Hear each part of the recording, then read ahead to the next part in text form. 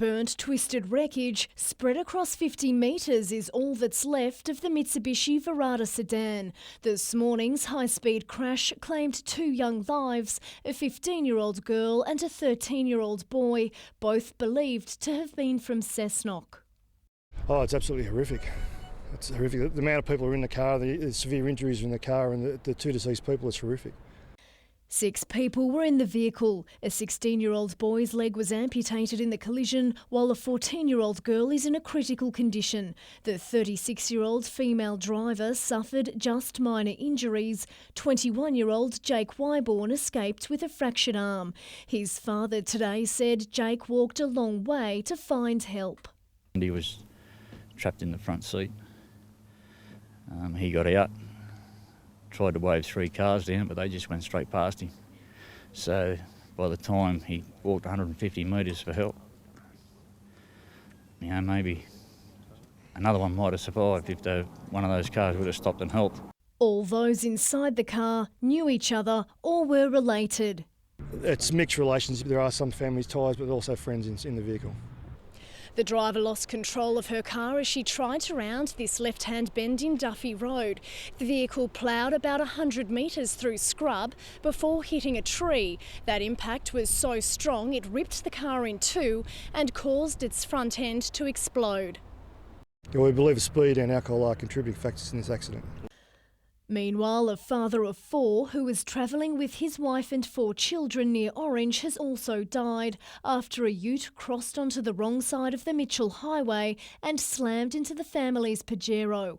Police are investigating whether fatigue was a factor. Paramedics are urging people to drive responsibly. You make that choice to do what you do, and the consequence can be this. Madeline Bond, NBN News.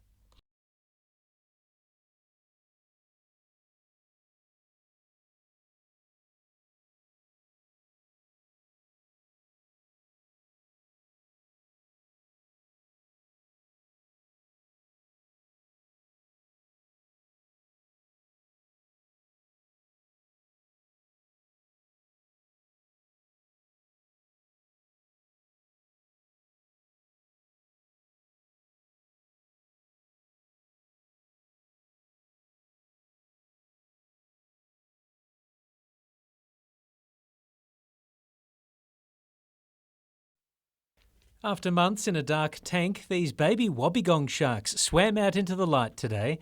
They're part of the only shark breeding program in the world and are helping save one of their cousins, the grey nurse. Using a wobbegong shark to develop technology that we can hopefully apply one day to the critically endangered grey nurse shark.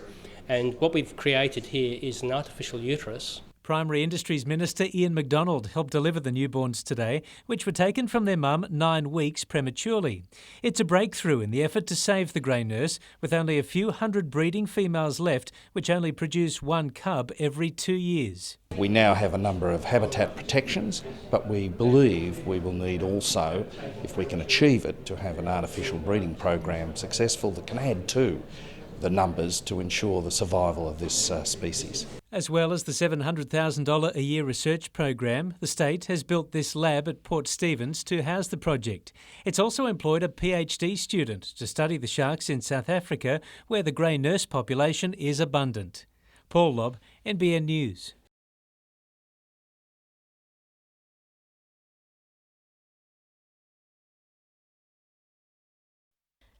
It's the welcome sign just about every sweet tooth in the community has been waiting for.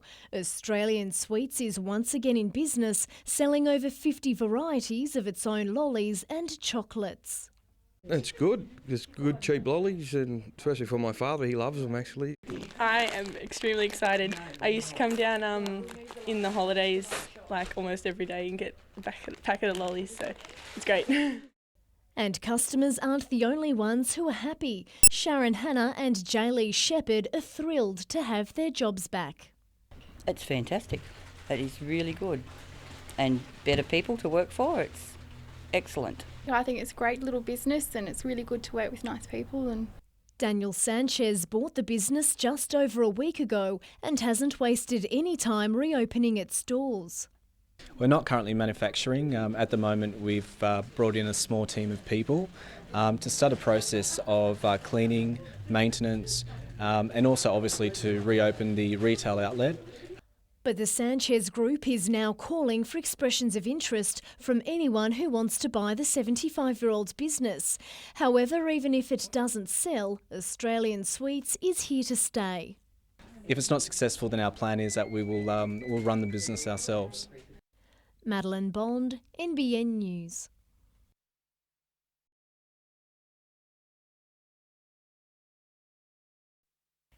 It sounds simple, but according to those in the know, one of the keys to a sense of well-being for men is to have a small but solid group of mates. In addition to eating well and not drinking too much and not smoking too much, if you want to live 7 years longer than you do, your immune system, that applies to you and me, will be strengthened if you have 3 good friends.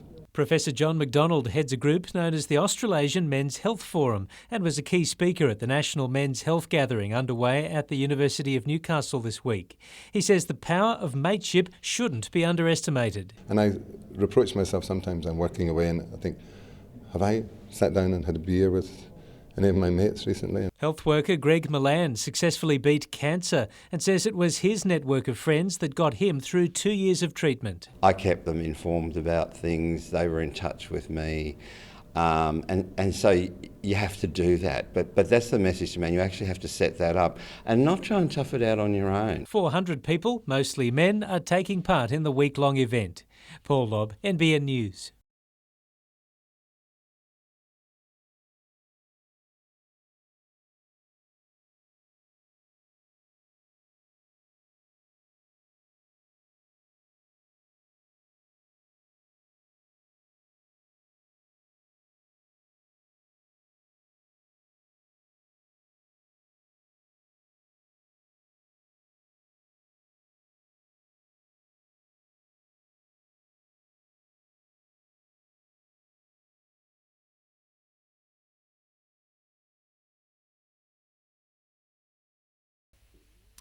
Kurt Gidley's inclusion in the Australian squad was thought by many in the game to be a surety, and while they may have been right,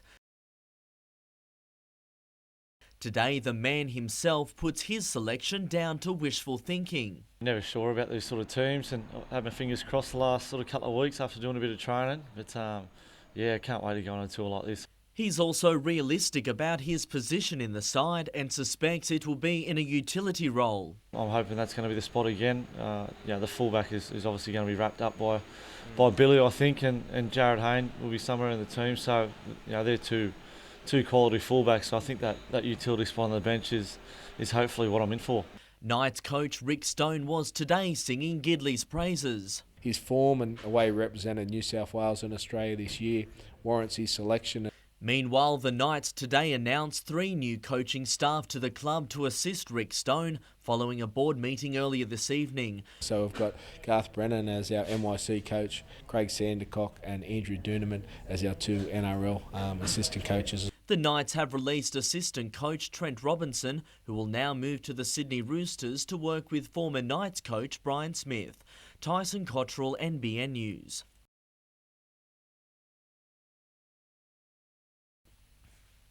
It's been touted as a possible saviour for both Iron men and women, with both codes lacking competitiveness for several years. We've seen a mass exodus of our competitors to Queensland clubs over the last few years, and for us here as the branches coordinating this, it's really about keeping those New South Wales competitors in New South Wales. And the festival has received support from some of the sport's greats as well as the new generation. The region needs it and the state needs it. Basically, all this sort of competition has been isolated into Queensland in the last few years, so to bring it back down here is a good thing, and to actually have it in Newcastle is an even better thing. I think it's a step in the right direction, and New South Wales will be fighting fit after this. It's what we definitely need in New South Wales to keep the sport moving and revive it a bit. Dixon Park Beach will host the competition in the first round on the 7th of November, before it moves to Shelley Beach on the Central Coast for the final 2 rounds on the 21st and 22nd. Around 600 competitors from the Hunter, Central Coast and Sydney are expected to battle it out in the festival, which has a prize pool of $75,000. By putting this event on, it will entice those guys to say, well, we've got this local, why do we need to go to Queensland? Tyson Cottrell, NBN News.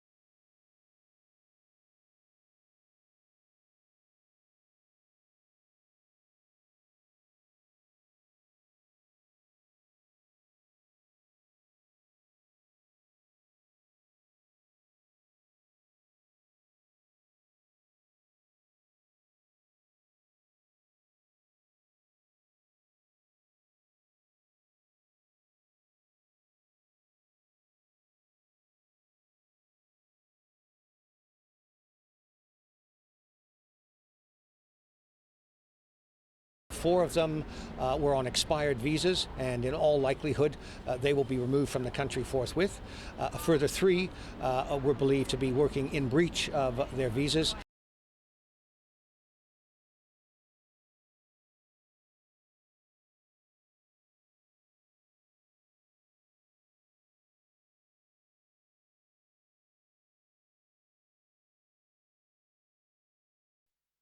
Friends and family of the victims visited the site off Duffy Road, where 2 young lives were lost early yesterday morning. The Hunter woke to the faces of the tragedy today. 15-year-old Cassandra Ford and 13-year-old Jade Duncan. They died when the car with 6 people inside slammed into a tree and tore in two before bursting into flames. 36-year-old Belinda Duncan was behind the wheel but escaped serious injury. 16-year-old passenger Brad Parnell lost a leg and 2 other youngsters remain in hospital. Emotions boiled over today after one group saw the crash site for themselves.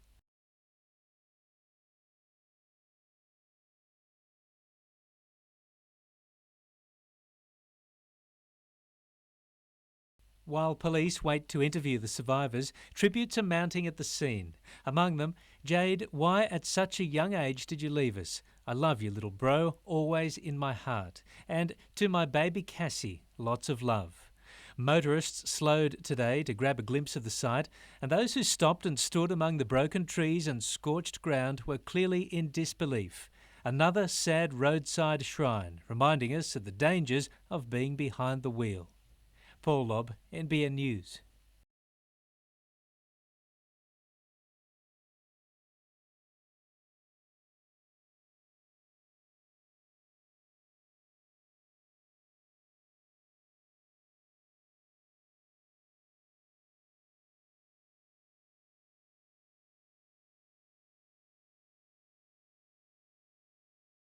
It's just horrible what they did for the playground because all the kids like to play there.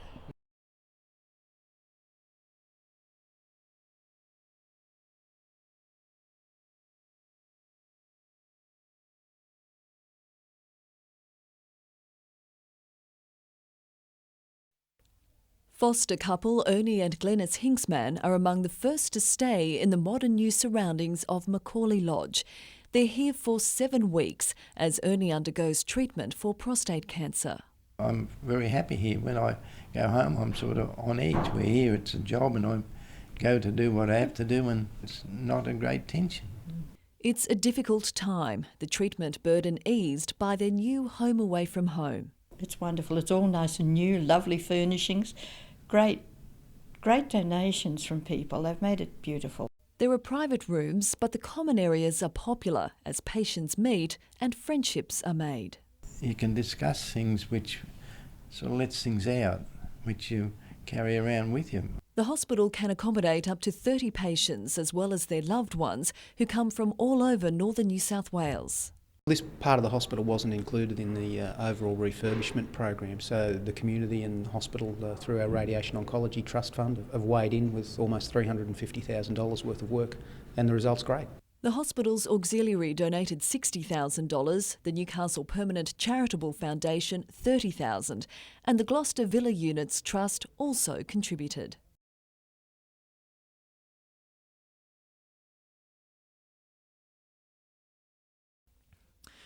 It would have taken a lot more than the cold and blustery conditions at Camp Shortland to drive these dedicated fans away. They queued for a chance to rub shoulders with their footballing heroes. Among those in attendance, Ben Kantorowski, who along with teammates Sean Rooney and Jason Hoffman, this week returned from duties with the Socceroos under-20 squad. And the next few weeks are set to be testing for Kantorowski, who will attempt to juggle his HSC with Jets commitments. But he was quick to dispel rumours about his short-term future with the club. I will be taking no time off. I'm not too sure where that come from, but we'll sort of just be working hard at football and try and study as well and get through that. The Jets are keeping a low profile given they have the week off. We've got a game tomorrow just between ourselves and the youth side just to keep the fitness up, so we'll get stuck into it next week again, mate, but like I said, we plenty to take out of the Adelaide game. But their counterparts in the W League have had no time to rest. This morning they left for Perth for a match on the weekend. They're coming off a 0-0 draw to Adelaide on Monday, but captain Hayley Crawford says the team is prepared for a determined Glory outfit. We need to obviously keep the ball well, which we did against Adelaide, and just really take our chances and put some away. The W League team will tackle Perth on Saturday. Tyson Cottrell, NBN News.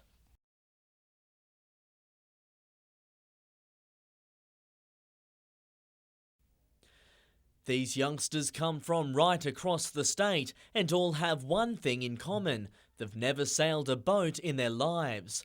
While that alone was enough to draw the majority of the students to the sailing program held at Point Wollstonecroft, some had other reasons. I don't see water, so I don't get the opportunity to sail, so I just thought it'd be a great new thing to learn, to experience. 22 in all were selected to take part in the 4-day sailing program, named after Kay Cotty, who became the first woman to sail solo around the world back in 1988. Instead of giving me a plaque or something to sit on the mantelpiece, I wanted to put something back to sailing. So they came along and we've got the Kay Cotty Sailing Encouragement Award. It aims to provide students with water safety lessons as well as the basics of sailing. It's easier than what I thought it was going to be. We actually haven't capsized yet, which is pretty good. While Ms Cotty wouldn't be roped into speaking about 16-year-old Jessica Watson's plans to replicate her feat, those closer to Jessica's age had these words of encouragement. If she had enough training, it should be right. But she wants to do it, just let her do it. Yeah, it'd be tough, but yeah, I think she might get there. But on a bigger boat, it would be much more difficult, so go hardest. Tyson Cottrell, NBN News.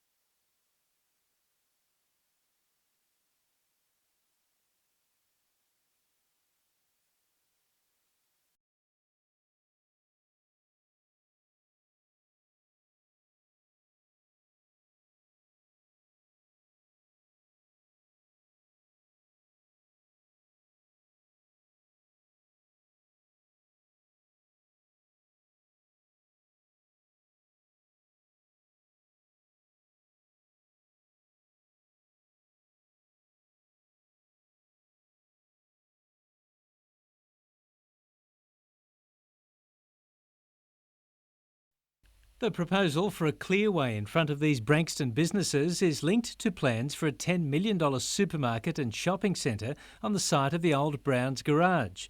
As part of the centre plan, the developer has suggested the RTA enforce a clearway between 3 and 6 p.m. on the eastbound lane of the highway to improve traffic flow. Business owners say most people in the town will be happy to have the new supermarket, but not the clearway. It's the business people that are going to suffer in Branxton because of the loss of parking, which obviously means then the loss of trade and the loss of employment. So it's not just the business people, it's the people that work for them as well. People park across the road and come across to us on their way home from work, but I find that they'll just keep driving on to the next town.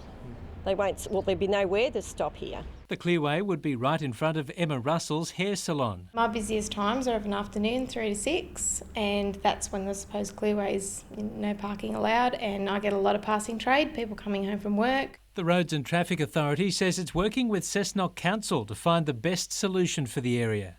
Paul Lobb, NBN News.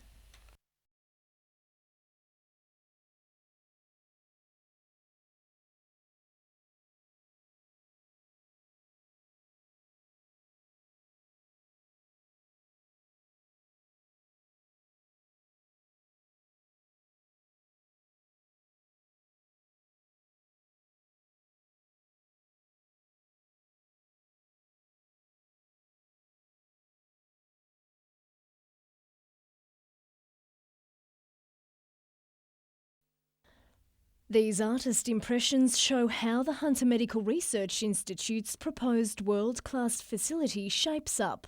Once complete, it will house 400 researchers, and HMRI says its placement within John Hunter Hospital's grounds means for the first time the Hunter's major teaching hospital will have a research facility directly associated with it.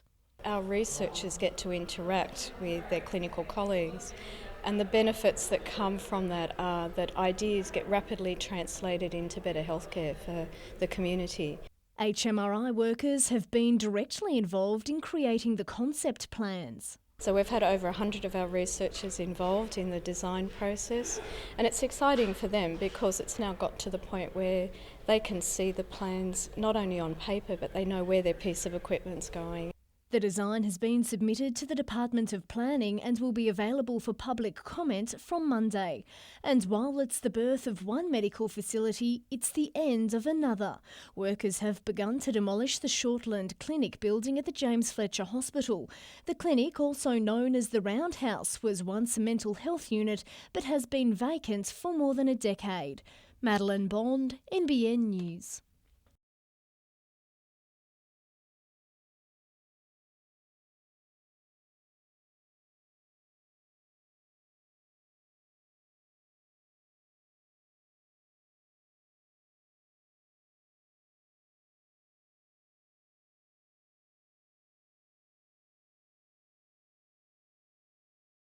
A government that's developing ideas that might seem to make sense for the people developing them, but the people who have to use the services have got much better ideas.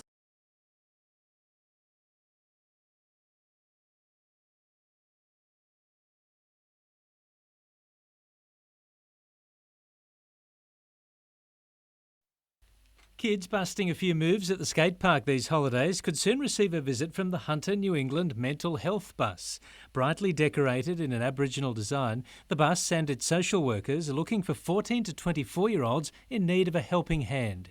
Engage young people and just have chats. We'll have some trigger activities. We might have someone come and do some skateboarding with them, or look at badge making or that sort of thing, and then just talk to them about how they're doing and pathways for some assistance if they need them. The bus will also visit youth drop-in centres, festivals, schools and other youth venues across the Hunter. And young people do have difficulties in engaging with health services, and so this is a way to create some pathways for them to get assistance if they show any signs of ill health. Paul Lobb, NBN News.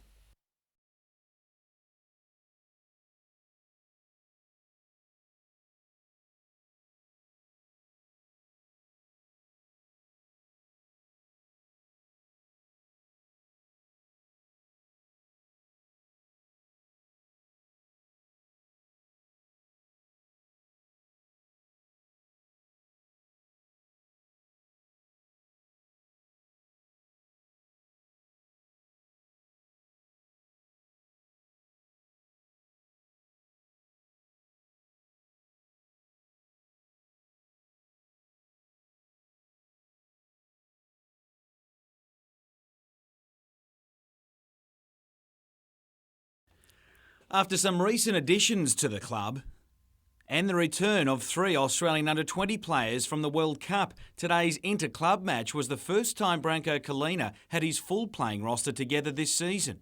The Jets enjoy a bye this weekend, and today's match gave coaching staff a chance to try things out. Tarek Elrich didn't seem to mind combining with Michael Bridges to score. Dropped from the starting side last weekend, Kaz Patafta reminded everyone just what he's capable of. While young Socceroo Jason Hoffman headed home as competition for spots also hit a new level. Playing in the youth side, Donny de Groot set up its second goal as he fights his way back into the top team. Meanwhile, Lake Macquarie's Dominic Bazzari has earned the Northern New South Wales under-15 side a shot at the national title after scoring the winner in today's 1-0 defeat of Victoria. The side plays rivals New South Wales Metro in tomorrow's decider.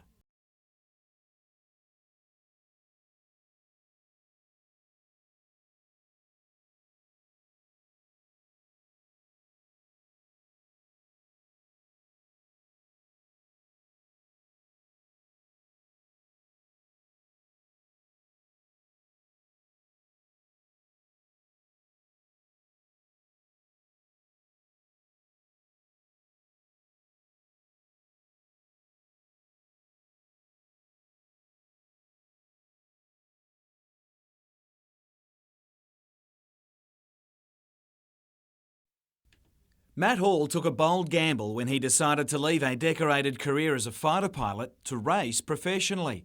But it's already paid major dividends in terms of results. Something of a novelty when he first arrived on the international air race scene, Hall ended the season 3rd overall.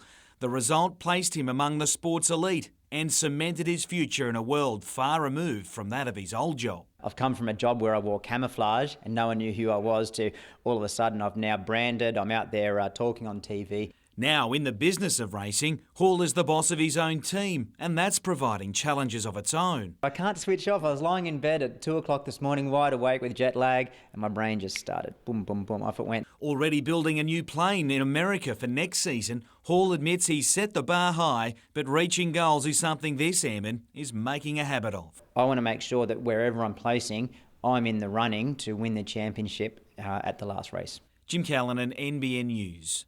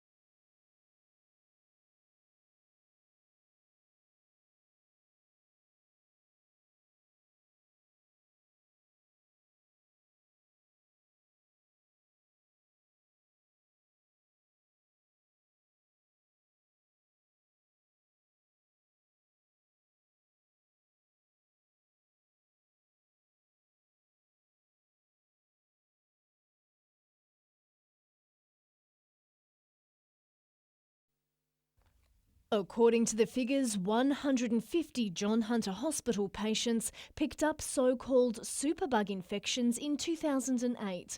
The only New South Wales hospital with a worse result was Sydney's Westmead, which recorded 243 cases. But Hunter New England Area Health says the results weren't unexpected. it's important to recognise that Westmead and John Hunter hospitals are two of the busiest hospitals in the state. So it's not surprising to see that those hospitals are seeing higher numbers of infections. What is worrying is that according to a recent study, around 20% of people with hospital-acquired infections like Golden Staph die. Mr Lyons says John Hunter Hospital has implemented a hand hygiene program where health practitioners are required to frequently use alcohol-based hand rubs to kill germs and stop infections. It's reduced from around 4.5 per 10,000 bed days in the first quarter of 2008 to 1.7 infections per 10,000 bed days in the first quarter of 2009.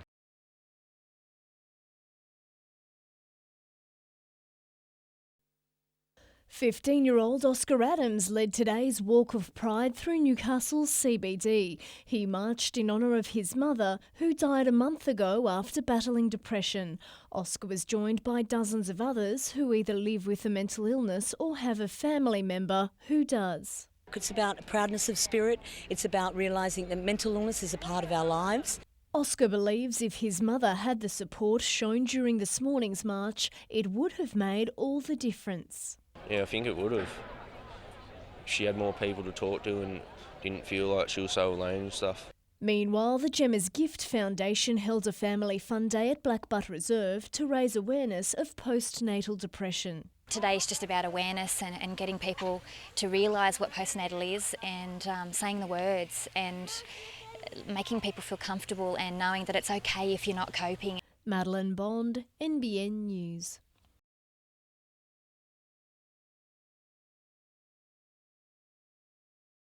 It was Newcastle's second long road trip in as many weeks, and its start in Perth was hardly ideal. A defensive mix-up proved costly as the home side literally backed in the opening goal. The Jets almost had an immediate reply, but finishing was off-key. It wasn't their only chance in the first half, as Perth's last line proved the difference. Jets skipper Hayley Crawford tried to get things rolling in the second half. It sparked a flurry of chances for the visitors. Perth saved by the post, then by its keeper. Crawford knocked the wind out of Lisa Devanna before Jets' heart skipped a beat when the penalty kick hit the side netting. Despite leading all the key stats, the Jets still went down 1-0. Meanwhile, in Coffs Harbour, the Northern New South Wales under-15s reached the national final unbeaten. But old rivals New South Wales Metro ended that run in the decider in emphatic fashion, winning 3-0.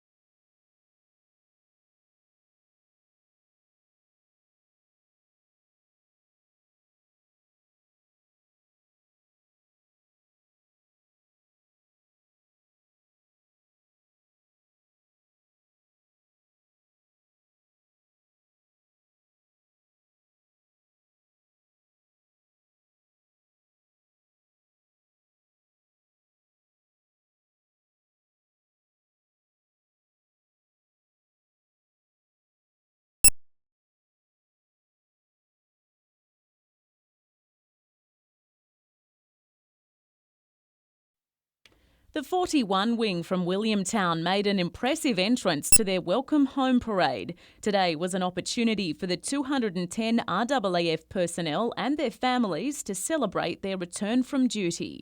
They've done 2 years of work in Afghanistan, a very dangerous environment, doing air control and combat management. The men and women have completed their mission at the Control and Reporting Centre at Kandahar Airfield. Some were on rotations to Afghanistan and others worked from the Williamtown base. All of the work of equal importance. The occasion marked by a flypast of the FA-18 Hornets. It's important that people in the local community know what's been done, know the important contribution that's been made and are able to say thanks. The Welcome Home parade coincided with the National Maritime Festival, celebrating Newcastle's 210th anniversary as Australia's first commercial port. The thousands of people who packed the foreshore were treated to lots of action on the harbour, tours of HMAS Parramatta and tall ship James Craig, as well as a spectacle in the skies, courtesy of the RAAF roulettes.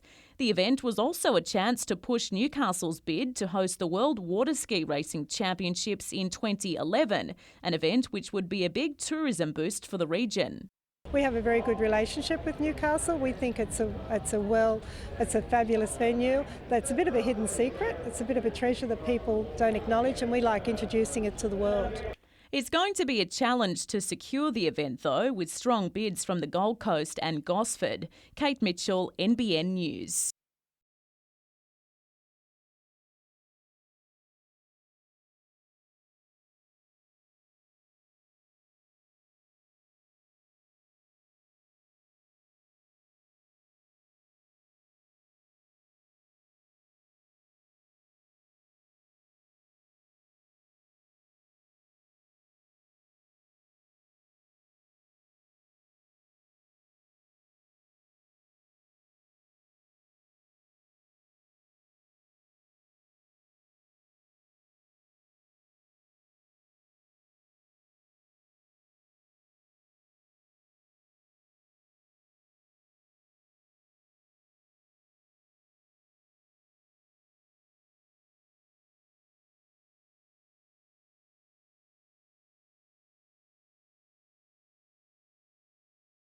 It is now, yeah. I sort of toyed with the idea a little while ago, but I wasn't quite sure where I was sitting in the marathon stakes, but see how it goes. Can really try.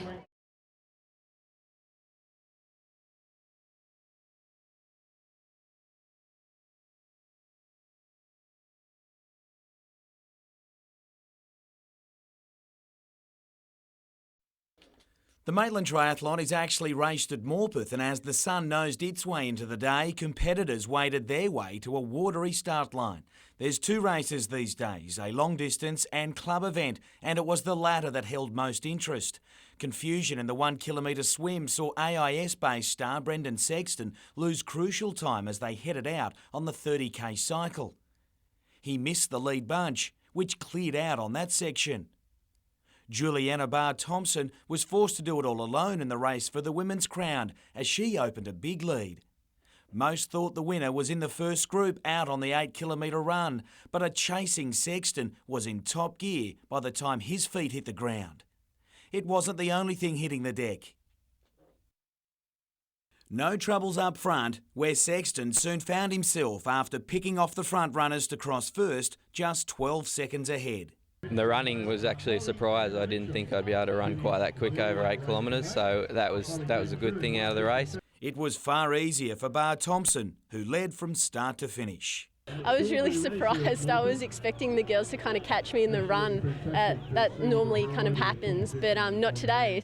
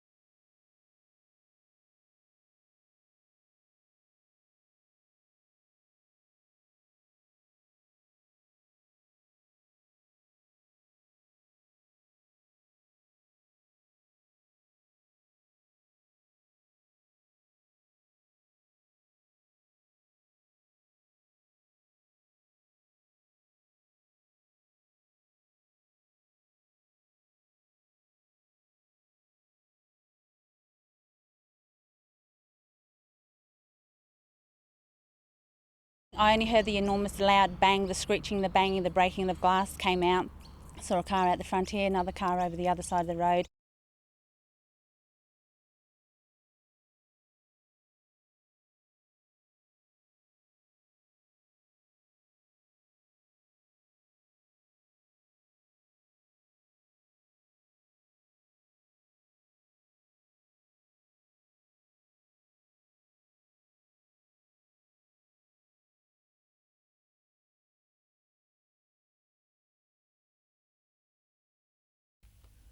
Aldi wants to build the 1,500 square metre supermarket on the corner of Britannia Boulevard and Minmay Road at Fletcher. Residents say it's within metres of their homes. That completely overshadows our house right throughout the winter. The size of the land is too small. It's much out of proportion for the supermarket size like this. Newcastle councillor Mike Jackson supports the concept of a supermarket in Fletcher, but says the location is unsuitable. It's unacceptable that we should be forcing this sort of development upon residents out here in a greenfields development site where we have potential opportunities elsewhere. There are also concerns about extra traffic and parking shortages. The overflow will have to go into the suburb or out onto busy Minmay Road, and that's not going to be acceptable for this site. Those opposed to the development will have their chance to try and persuade councillors that it's inappropriate during a public voice session tomorrow night. NBN News is still seeking comment from Aldi. Lauren Bladwell, NBN News.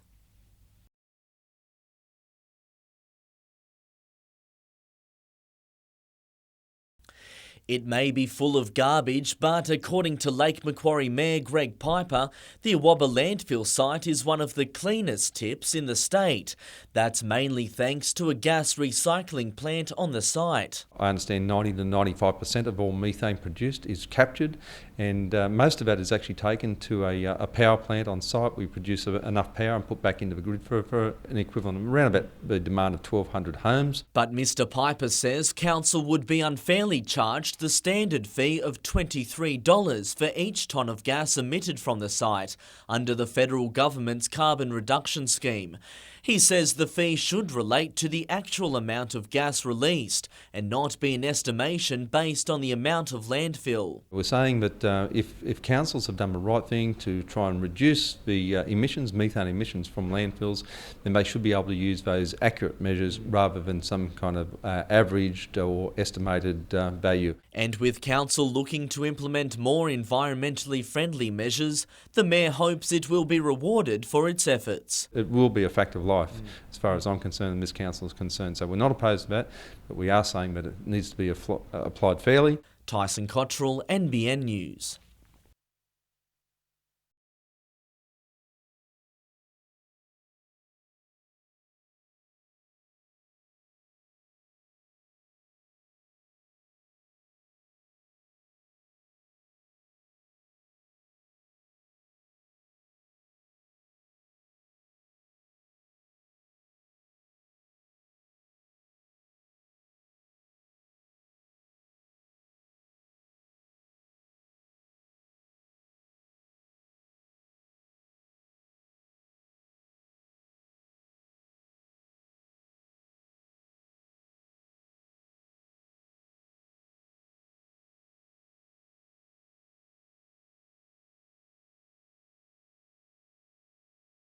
A seemingly sprightly 74-year-old, Joyce Jarrett still struggles with daily chores like walking to the shops.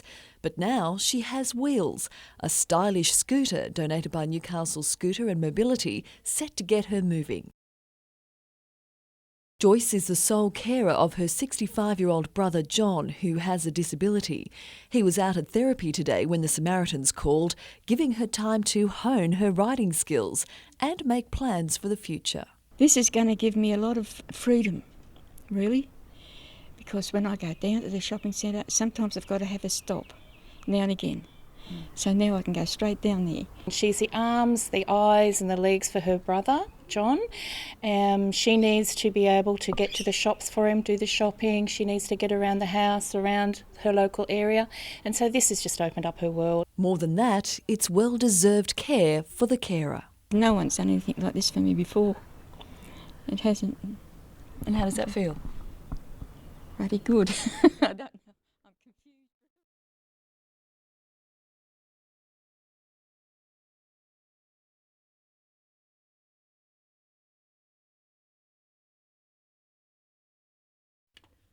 Laureate Professor Graham Jameson is a visionary who's broken down century-old barriers in the mining industry using, of all things, bubbles. You can't just improve the performance of existing technology, you try to think of a new way of doing it. He's best known for developing the Jameson cell in 1985, now widely used in the coal industry. In simple terms, it's a device that uses bubbles to separate the valuable minerals from the rest. Professor Jameson is now taking things further. He's using the fluidisation process to work out how to recover larger particles which usually have to be crushed. It will make the process simpler and also dramatically reduce energy use. The principle is demonstrated here. In this experiment, very fine particles form a solid bed, allowing one heavy duct and one light duct to sit on top. But that all changes when air is pumped into the chamber. A gentle flow that's going to first make the bed expand a bit, but then the bed behaves like a fluid. And we see bubbles of extra air coming up around the edges. In this one, liquid, then air is pumped into the chamber, forming bubbles. Those bubbles only attach to the valuable matter. And you'll see the bubbles generating down here and then carrying the coal up over the top. Professor Jameson's quite open about the fact that he's not a modest man, but considering the Jameson cell alone recovers coal worth up to $5 billion in export earnings for Australia each year, it's fair to say he can afford to be proud of himself. There's no point being humble about that. You're the top. Well, that's how it is. And so, but you don't go boasting about it. You just accept that position, and if somebody says you're the top man in the field, well, you say, yeah, that's right, I am. Despite a long and distinguished career that includes 200 publications and 54 patents, there's no sign of the professor slowing down. Now in his early 70s, he says he'll keep going as long as what he's achieving is valuable. As long as I keep getting good ideas, I'll keep trying to implement them. Do the research, find out what's going on, then put them into practice. I want to apply science for the benefit of mankind in my particular field, which is all about bubbles. Tomorrow night we meet Professor John Forbes, whose tireless work in the prevention and treatment of breast cancer is helping more women survive.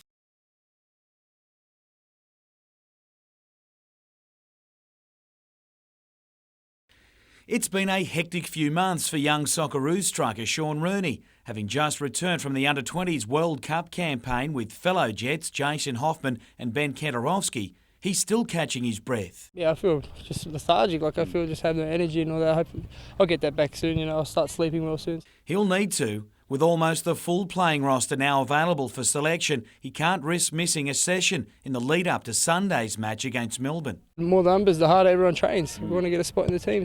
Oh, no one's guaranteed, that's certain. And that's just how the coach likes it.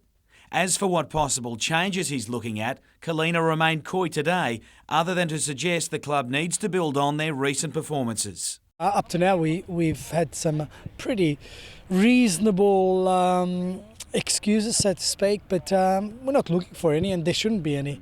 We need to win. We need to get back amongst the teams in contention for the top six. The only real concern remains over defender Lubo Milicevic, who saw a specialist today after a heel injury failed to respond to treatment. And while cleared of serious injury, things will have to improve by the end of the week. We can't leave it to the last day. We've got to prepare and have a plan B in place. Melbourne will come to Newcastle still smarting after copping a 3-0 hammering at home against Sydney FC. Former Jet Mark Bridge scoring 2. Newcastle-bred Daniel McBreen, meanwhile, found a late equaliser for North Queensland against the Central Coast.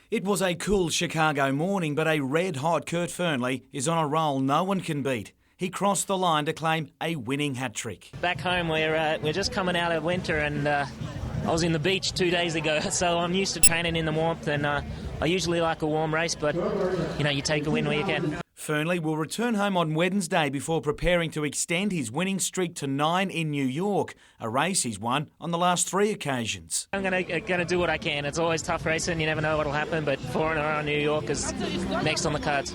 It follows Lisa Flint's own marathon effort in Melbourne yesterday. The Newcastle-based pharmacist slashed 13 minutes off her previous best in running a qualifying time for the Commonwealth Games.